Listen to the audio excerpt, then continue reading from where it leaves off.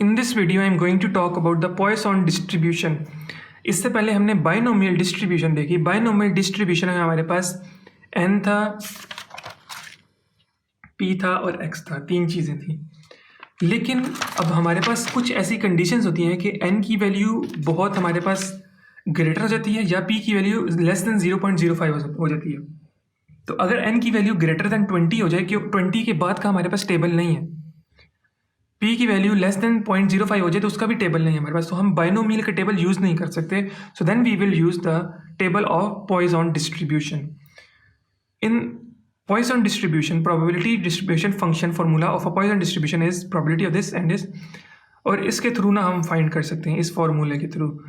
But इस फॉर्मूले में हम देखते हैं कि म्यू क्या है. म्यू को हम लैम्डा भी कहते हैं and it is the average value. Average कह सकते हैं या इसको मीन कह सकते हैं.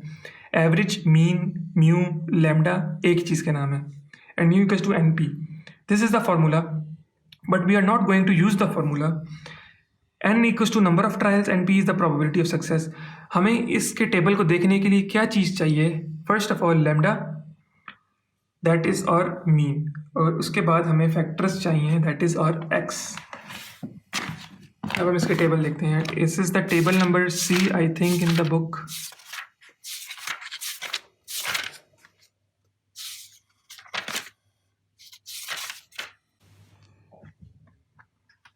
So these are the table for Poisson distribution. अब हमने इसको कैसे देखना है कि हमें दो चीज़ें चाहिए, एक लैम्डा और एक x की वैल्यू. क्वेश्चन के थ्रू हम सॉल्व करते हैं कि if the mean number of serious accidents per year in a large factory is 5. Mean की वैल्यू क्या है? 5. मीन को हम कहते हैं लैम्डा, मीन को ही हम कहते हैं म्यू.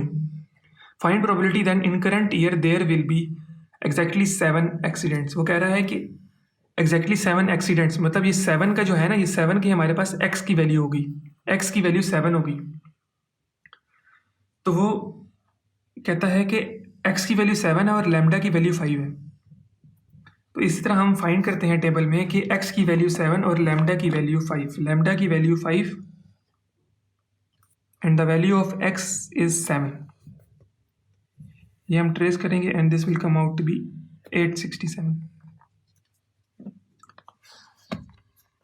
अब ये जो टेबल है ना, ये भी क्यूमुलेटिव है. तो ये क्यूमुलेटिव इस तरह से है कि हमारे पास ना 7 में ना 0 की भी आ रही है, 1 की भी आ रही है, 2, 3, 4 की. अच्छा, ये टेबल ना पॉइंट्स में है, इसको हमने 867 नहीं हो सकती probability, but that will be in points.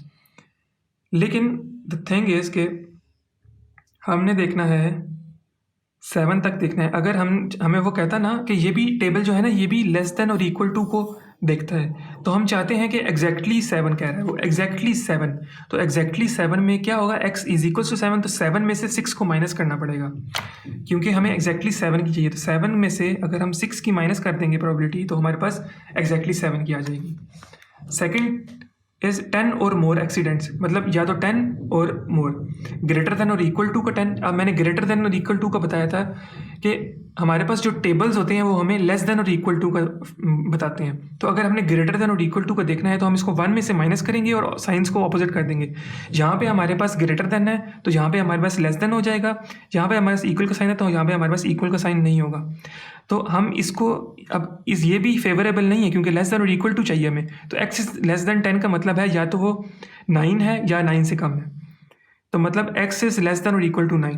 इस तरह हम इसको सॉल्व कर लेंगे 10 और मोर एक्सीडेंट्स को. नो एक्सीडेंट्स वो कह रहा है कि x इक्वल टू 0 की हमने फाइंड करनी है. अच्छा, इसके लिए लेस देन और इक्वल टू 9 के लिए क्या फाइंड करेंगे?